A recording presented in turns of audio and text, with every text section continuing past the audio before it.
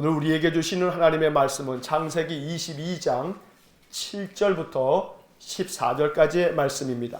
다 함께 하나님 말씀 읽겠습니다.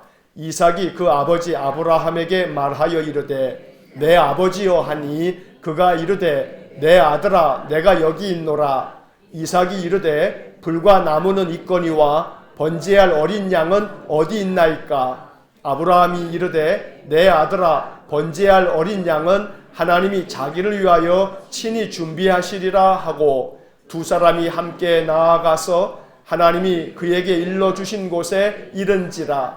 이에 아브라함이 그곳에 제단을 쌓고 나무를 버려놓고 그의 아들 이삭을 결박하여 제단 나무 위에 놓고 손을 내밀어 칼을 잡고 그 아들을 잡으려 하니 여호와의 사자가 하늘에서부터 그를 불러 이르시되 아브라함아 아브라함아 하시는지라. 아브라함이 이르되 내가 여기 있나이다 하매 사자가 이르시되 그 아이에게 내 손을 대지 말라. 그에게 아무 일도 하지 말라. 내가 내 아들 내 독자까지도 내게 아끼지 아니하였으니 내가 이제야 내가 하나님을 경외하는 줄을 아노라.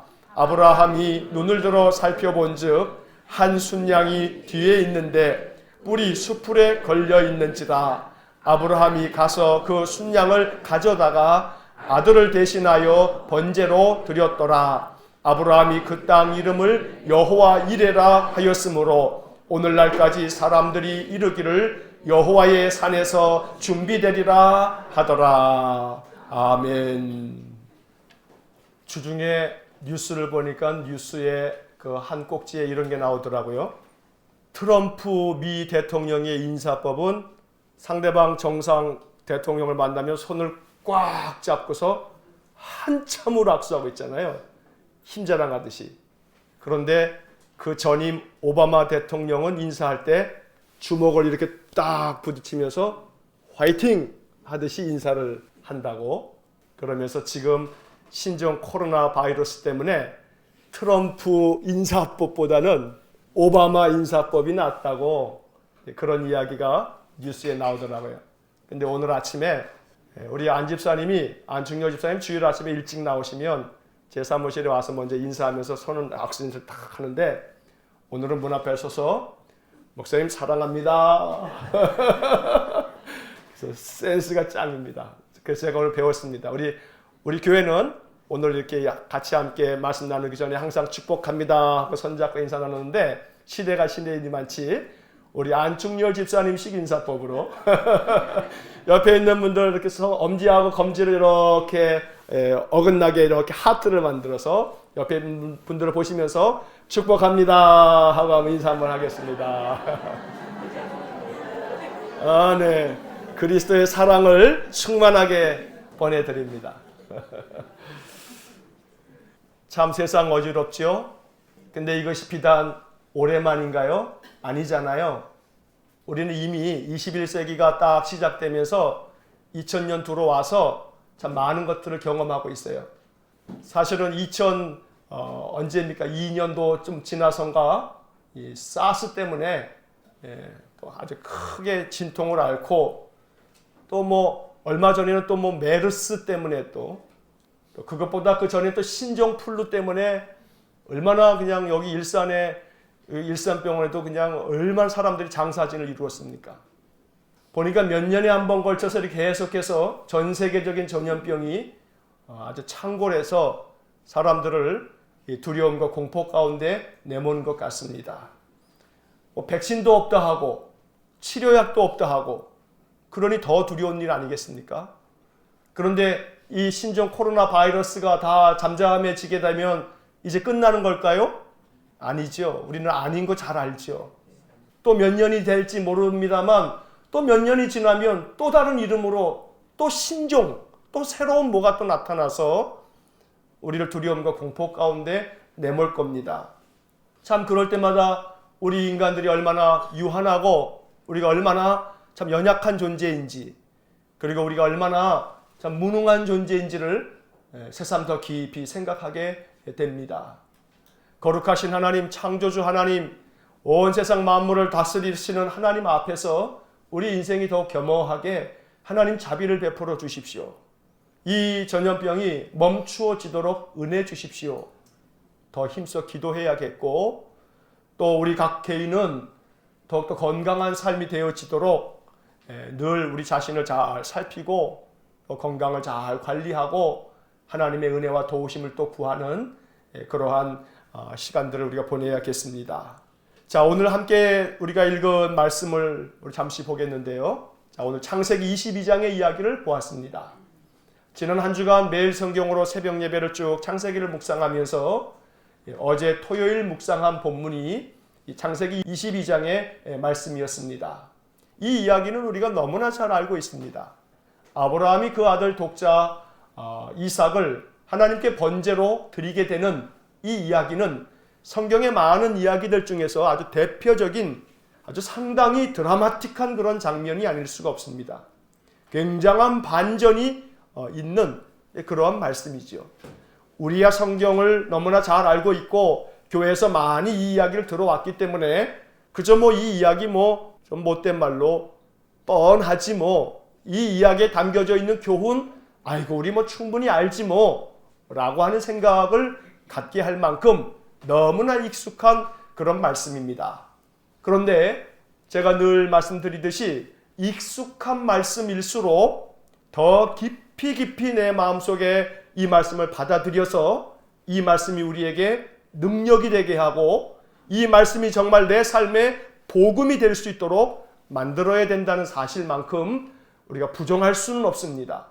그래서 오늘 이 창세기 22장에 아브라함이 그 아들 그 독자 이삭을 하나님께 번제로 드리는 이 이야기 속에서 여호와 이레 하나님은 준비하시는 하나님이시라 라고 고백하는 이 위대한 고백을 다시 한번 우리가 살펴보면서 이 말씀이 우리 안에 능력이 될 수 있기를 주의 이름으로 간절히 축원합니다. 자, 하나님께서 아브라함에게 아들을 주셨습니다.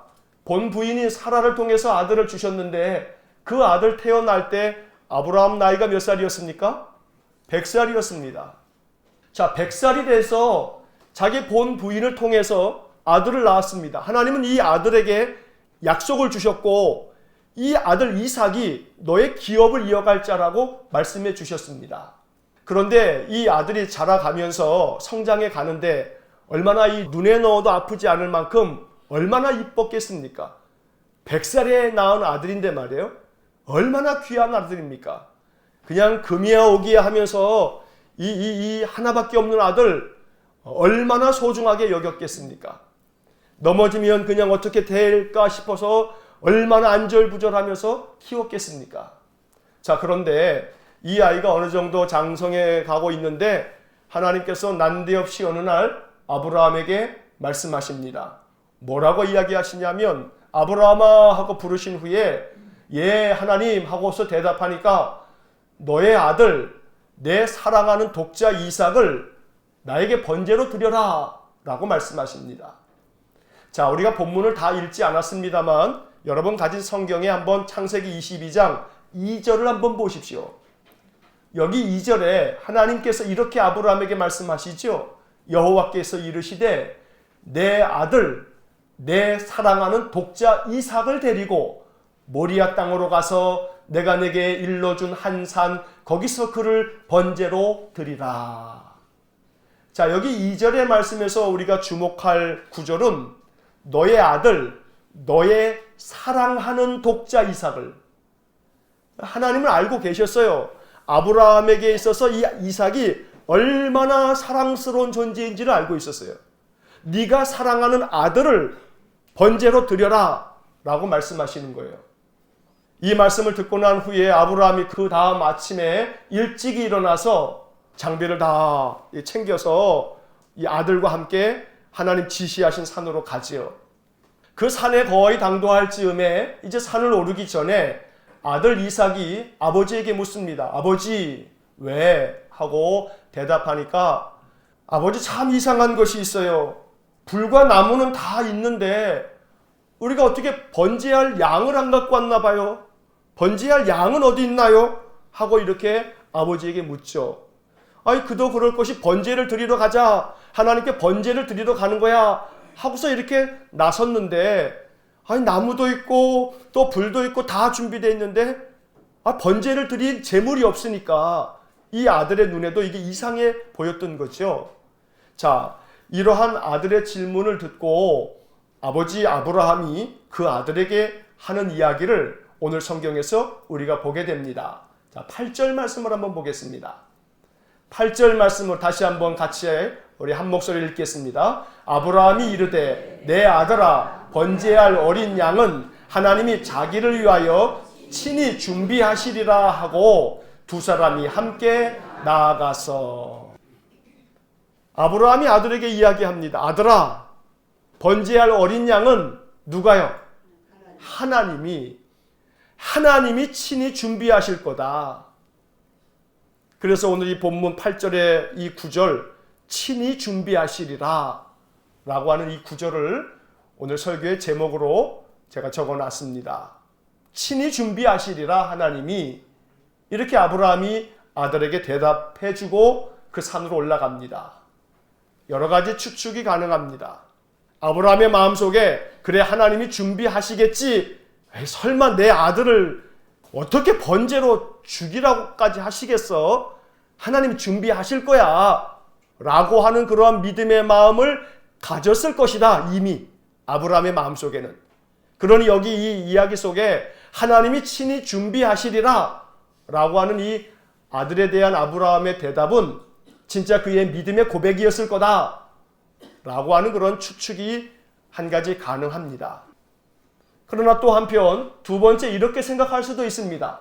사실 이삭이 자기 아버지 아브라함에게 질문한 그 질문을 아브라함은 하나님 앞에서 고민하면서 괴로워하면서 하나님 어떻게 내 아들을 제물로 드리라고 합니까? 하면서 지금 며칠을 이렇게 걸어오면서 고민하고 또 고민하고 그랬을지도 모릅니다. 그냥 하루 반나절 만에 갈 수 있는 산이 아니기 때문에 며칠 동안 이 산을 향해서 가면서 아침에는 마음에 결심했다가 저녁에 잠자리에 들 쯤 하면 고민하면서 에이씨 하나님 이거 뭐고 그냥 말씀 이거 뭐고 다 때려치고 이 아들 데리고 그냥 저 멀리 어디론가 가버릴까? 라고 하는 마음이 들었을지도 모르고 이 아브라함의 마음속에 굉장한 고민과 번민이 있었을지도 모릅니다. 그런 고민 가운데 아브라함이 이렇게 한 8절의 말씀 하나님이 친히 준비하시리라 라고 하는 이 이야기는 어떤 측면에서는 새빨간 거짓말일지도 모릅니다. 어쩌면 이 아브라함의 위대한 신앙의 고백일지 모르고 어쩌면 그냥 임시 방편으로 아들이 그렇게 물어보니까 그냥 둘러댄 거죠. 하나님이 친히 준비하실 거야.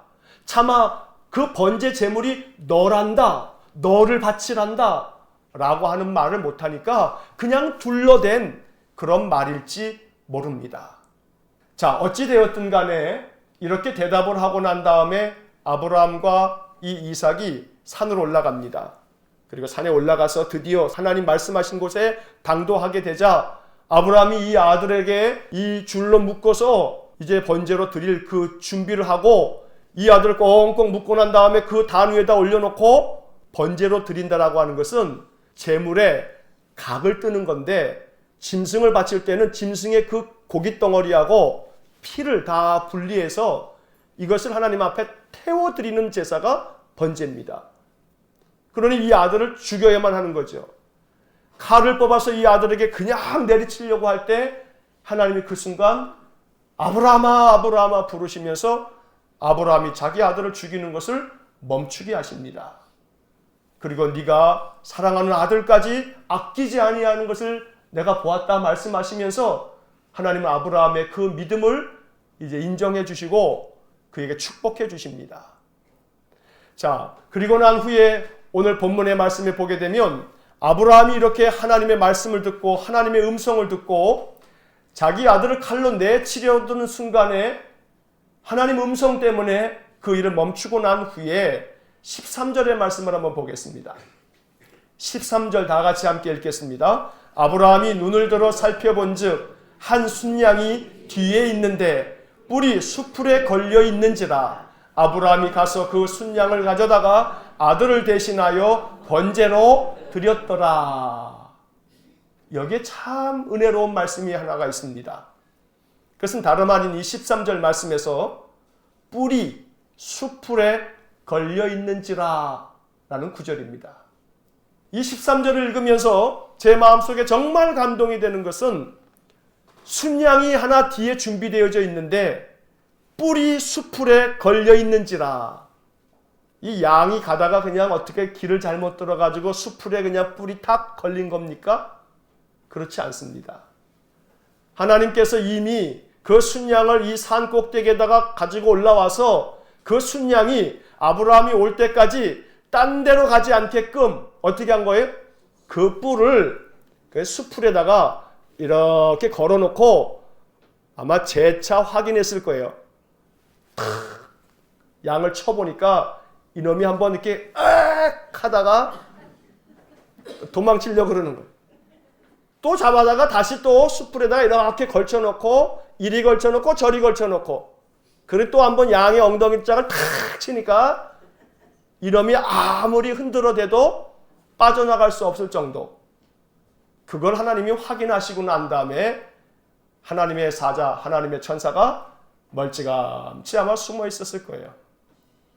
그래서 저는 이 13절의 말씀을 읽으면서 뿔이 수풀에 걸려 있는지라 라고 하는 이 구절을 가만히 그림처럼 어느 하나의 영상처럼 이렇게 생각해 볼 때 하나님이 참 아브라함을 위해서 열심히 준비하셨구나 라고 하는 생각을 하게 됩니다. 자, 이 이야기의 결론을 우리는 너무나 잘 알고 있죠. 그래서 아브라함이 그곳 땅 이름을 뭐라고 부릅니까? 여호와 이레라고 부릅니다. 여호와 이레가 무슨 뜻인지 우리 다 알고 있습니다.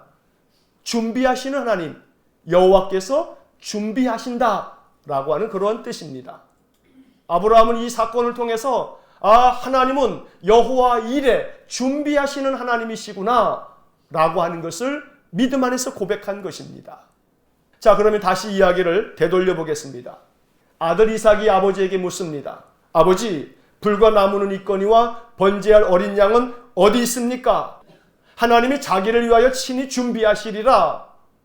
아들에게 대답할 시점에서 아브라함이 정말 그렇게 믿었을지 아닐지는 우리는 알 길이 없습니다. 그 시점에서는 알 길이 없습니다. 그런데 이 일의 마지막 결론에서 하나님께서 그 아들을 번제로 드리라고는 했지만 그 아들 번제로 드리려고 칼을 내리치려고 할 때 하나님이 멈추게 하시고 너의 그 마음, 너의 그 믿음을 이제 내가 알았다.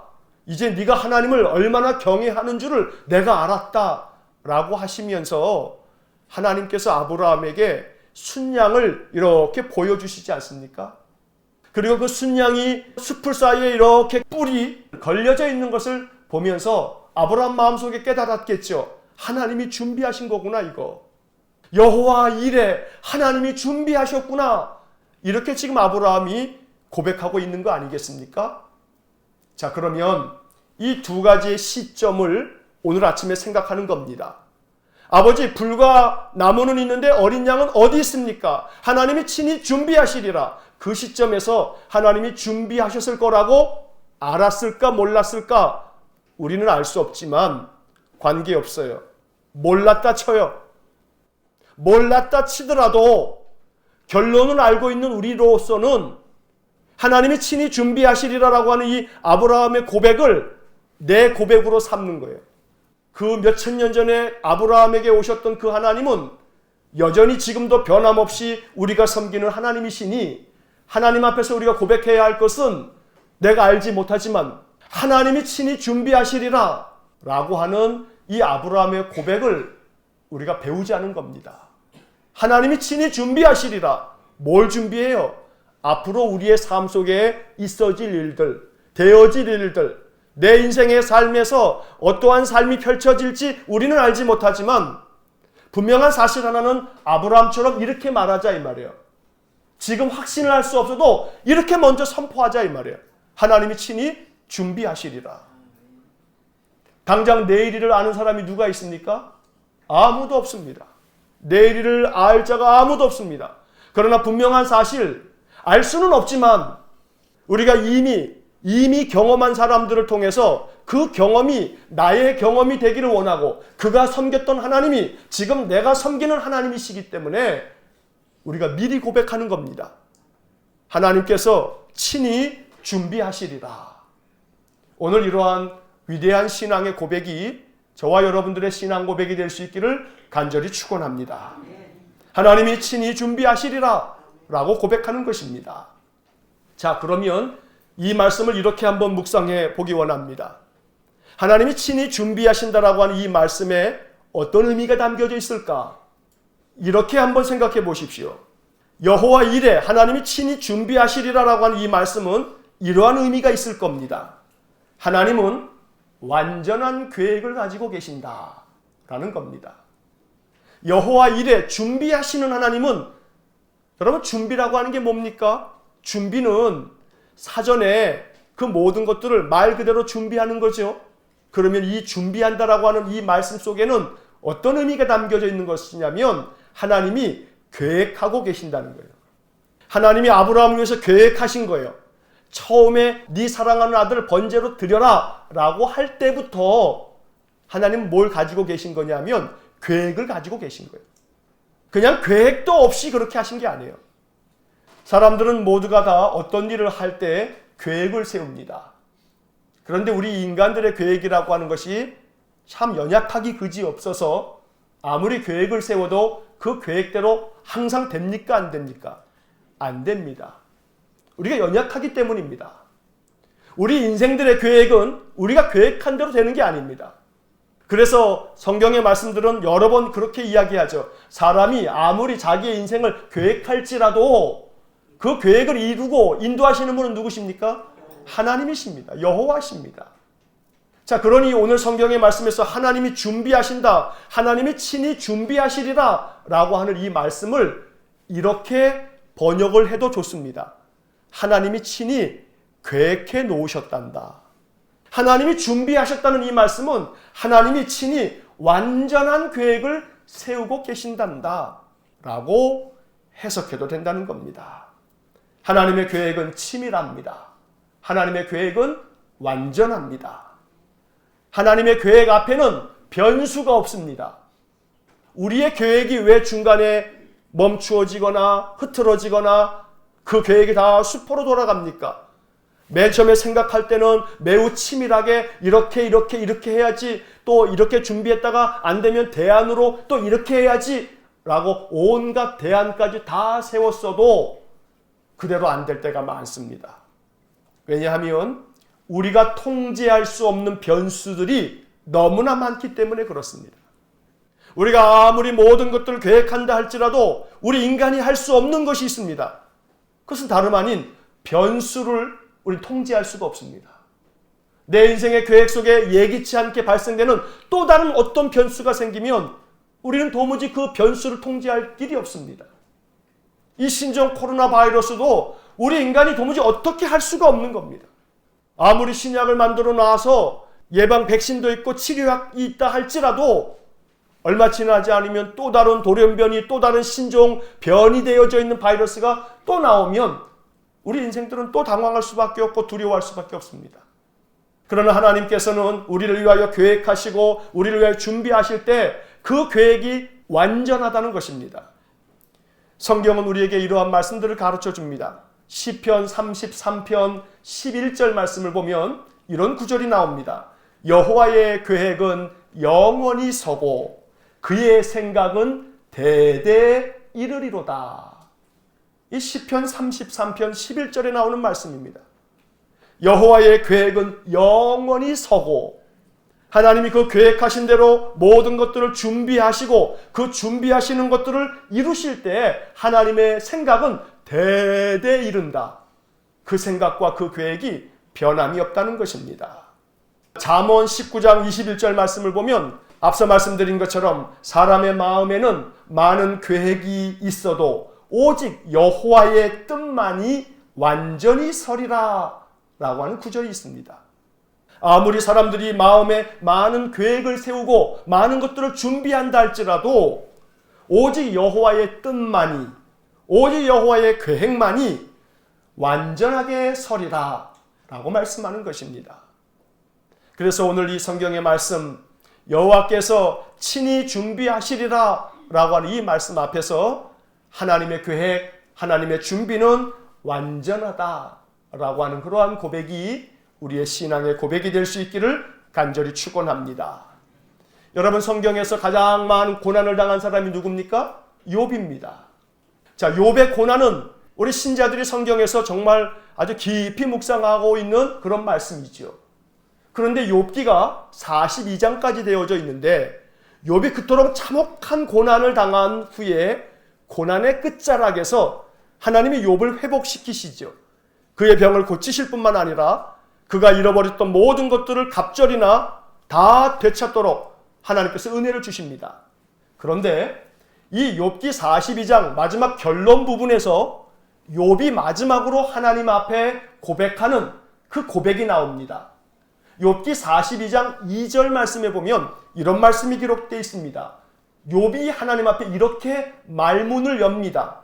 주께서는 못하실 일이 없사오며 무슨 계획이든지 못 이루실 것이 없는 줄 아오니. 이게 욥이 자신의 인생 가운데 하나님께서 주신 이 모든 섭리의 그 과정을 경험하고 난 다음에 하나님 앞에 고백했던 첫 마디입니다. 주께서는 못하실 일이 없사오며 무슨 계획이든지 못 이루실 일이 없는 줄 압니다. 이렇게 말하고 있는 것입니다. 하나님께서는 무슨 계획이든지 다 이루시는 분이십니다. 그렇기 때문에 하나님이 계획하신 것, 하나님이 준비하신 것은 완전하다는 말씀입니다. 오늘 하나님께서 우리를 위하여서 친히 준비하시고 완전하게 계획하시는 그런 놀라운 섭리가 있는 줄로 믿습니다. 그러니 항상 마음 가운데 하나님께서 나를 위하여 친히 준비하실 것이다 라고 하는 그런 믿음의 고백을 가지셔서 인생의 앞날의 모든 삶에 대하여 불안하거나 염려하거나 또 두려워하지 마시고 하나님이 친히 준비하시리라 라고 하는 그런 믿음의 선포를 통해서 언제나 평강을 누리실 수 있기를 주의 이름으로 간절히 축원합니다. 자, 두 번째, 오늘 마지막으로 한 구절을 더 말씀을 묵상하기 원합니다. 여러분 다시 앞으로 8절을 한번 보시겠습니다. 자, 8절을 한번 눈을 크게 뜨고 한번 다시 한번 읽어보겠습니다. 시작. 아브라함이 이르되 내 아들아 번제할 어린 양은 하나님이 자기를 위하여 친히 준비하시리라 하고 두 사람이 함께 나아가서. 여러분, 이 구절에서 좀 의아한 구절이 있지 않습니까? 이 구절을 가만히 읽다 보면 이건 조금 잘못 표현된 건가? 이건 잘못 번역됐나? 아니면 이게 인쇄가 잘못됐나 싶은 그러한 구절이 없습니까? 아브라함이 아들에게 이렇게 얘기합니다. 아들아, 번제할 어린 양은 하나님이 우리를 위해서 준비하시리라. 이렇게 대답했어야 맞지 않을까요? 하나님이 번제할 양은 우리를 위해서 준비하실 거야 라고 해야 이게 문맥이 맞을 것 같지 않습니까?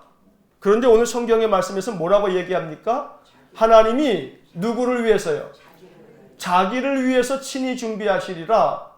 그럼 여기서 자기가 누굽니까? 하나님. 하나님께서 하나님 자기 자신을 위해서 친히 준비하시리라. 이렇게 아브라함이 대답하고 있습니다. 그러니 이 8절 말씀을 가만히 생각해 보다 보면 아브라함이 이렇게 이야기한 데에는 뜻이 있겠구나 라는 생각을 하게 되죠. 어떤 뜻이 있었을까요?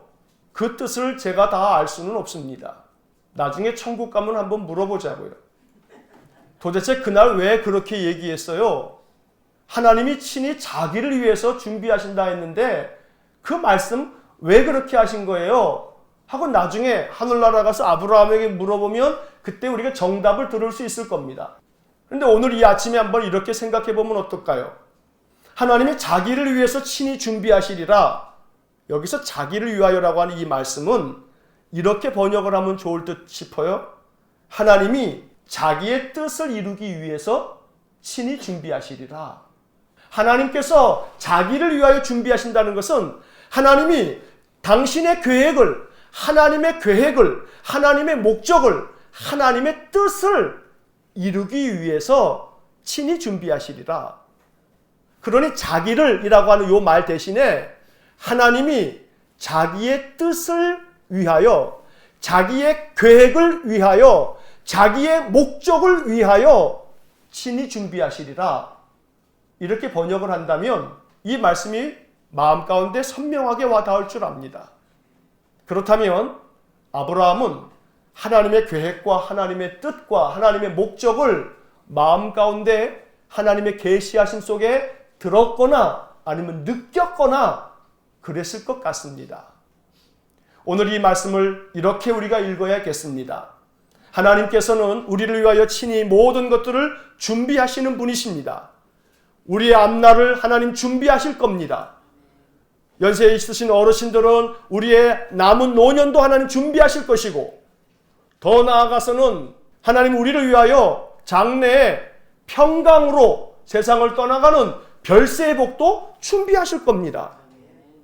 젊은이들에게는 앞으로 인생을 살아가야 할 앞으로의 많은 삶의 날 동안에 감당하고 해결해 가야 될 일들이 많은데, 그 모든 과정 속에 하나님이 개입하셔서 하나님이 하나하나 준비해 가실 줄로 우리 믿어야 됩니다. 그런데 중요한 사실 하나는, 하나님이 그 모든 것들을 준비하실 때 그 준비하시는 것의 그 선명한 기준은 내가 원하는 대로가 아니에요. 내가 바라는 대로가 아니에요. 내가 희망하는 대로 항상 하나님 다 준비하시는 게 아니에요. 이걸 분명히 알아야 돼요. 아이고, 내가 이걸 바라고 원했는데 하나님 이거 왜 안 주시나? 나를 위해서는 왜 이렇게 힘들고 어려운 것만 준비하셨나? 라고 하는 마음이 들 때가 참 많단 말이에요. 그렇기 때문에 오늘 말씀을 여러분 꼭 기억하셔야 합니다. 그것은 다름 아닌 하나님은 준비를 해주시는데 뭘 위해서 준비하시냐면 하나님의 뜻을 위해서, 하나님의 계획을 위해서, 하나님의 목적을 위해서 친히 준비하신다는 거예요.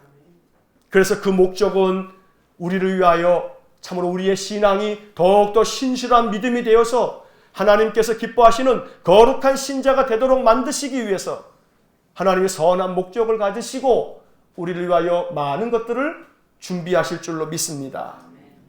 요나서에 보게 되면 준비하시는 하나님에 대한 이야기가 참 많이 담겨져 있습니다. 요나서는 넉 장으로밖에 안 되어 있는 짧은 이야기입니다. 그런데 이 요나서를 한번 천천히 읽다 보면 하나님이 예비하사, 하나님이 예비하사, 하나님이 예비하사, 하나님이 예비하신다, 준비하신다는 이야기가 성경 그 어디보다 많이 나오는 책이 요나서입니다.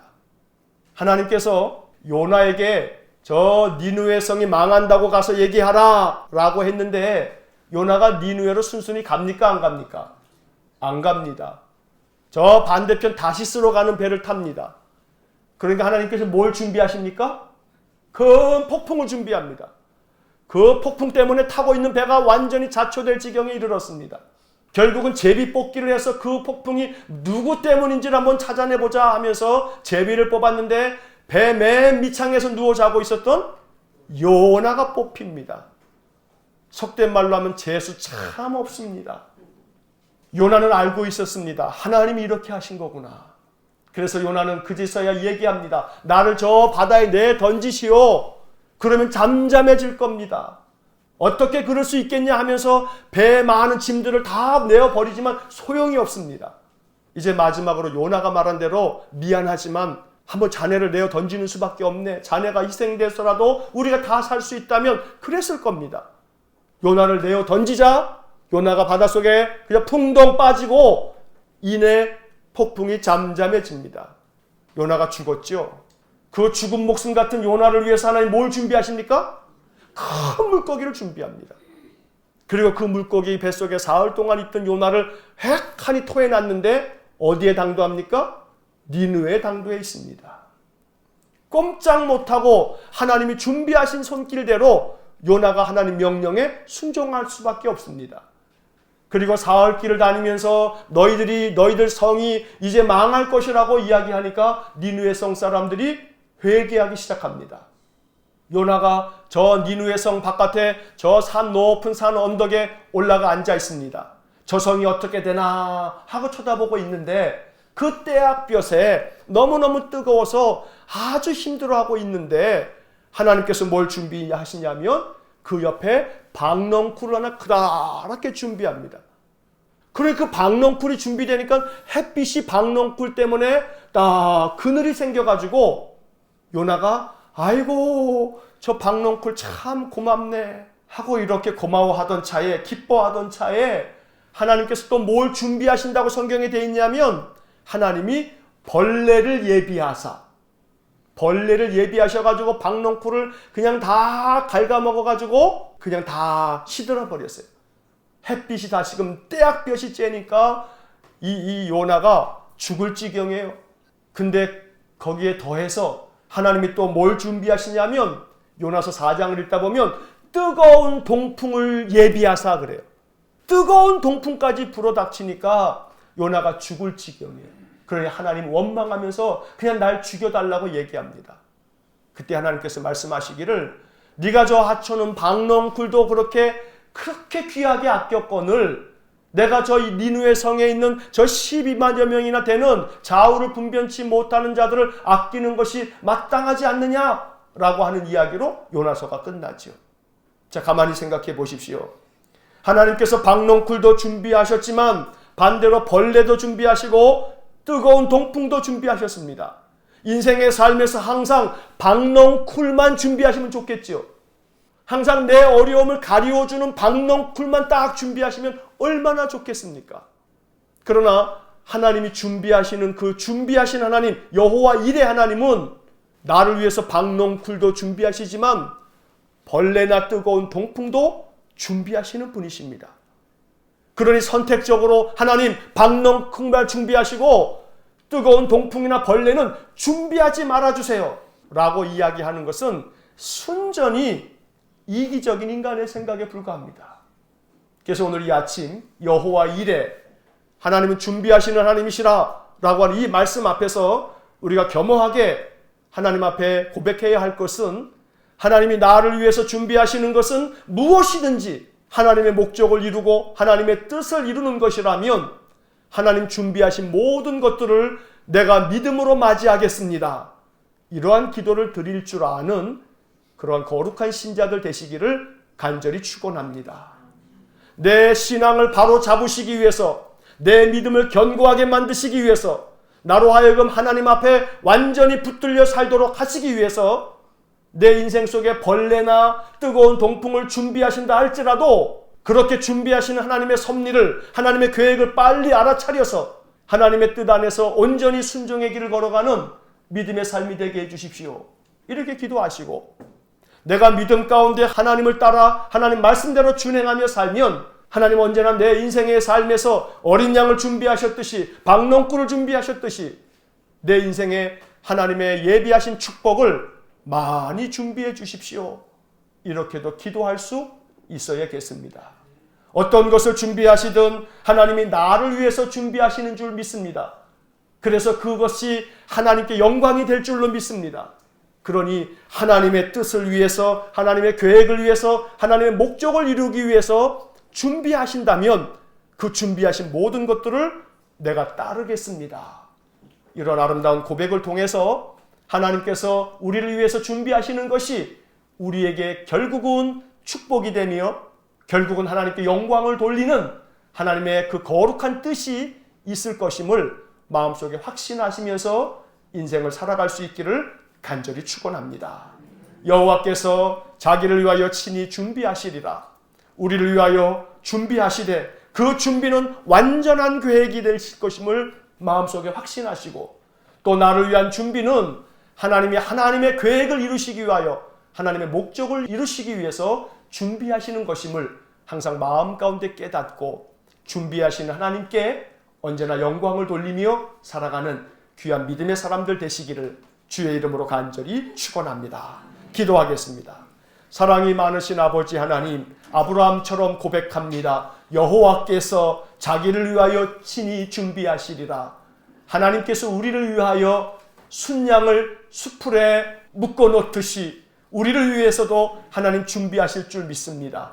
우리 인생에 복을 주시려고, 우리 인생에 은혜를 주시려고 하나님 준비하시고 예비하시는 크신 사랑을 우리가 믿고 고백합니다. 또한 동시에 하나님이 무엇을 준비하시든 그 준비는 하나님이 우리를 위하여 하나님의 아름다운 목적, 하나님의 뜻을 이루시기 위하여 준비하시는 것이기에 언제나 하나님이 나를 위하여 준비해 놓으신 것들을 겸허하게 믿음으로 받아들이면서 하나님의 뜻을 이루어가는 우리 모든 성도들 되게 하여 주옵소서. 신실하신 하나님을 찬송합니다.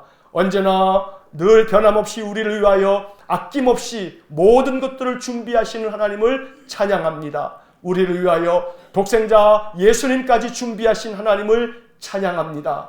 언제나 그 믿음 가운데 늘 인생의 삶 승리하는 저희 모든 성도들 되게 해 주옵소서. 예수님 이름으로 기도하옵나이다. 아멘.